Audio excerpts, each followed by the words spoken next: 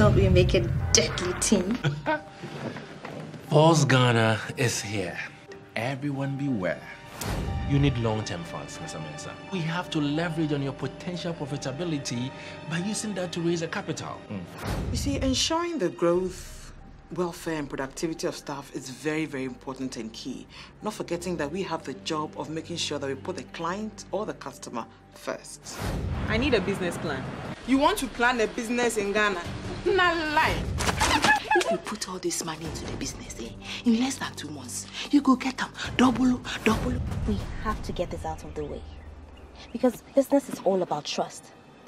And if we can hide something as sensitive as this from our spouses, then we would have breached their trust. Et toi, Efendo.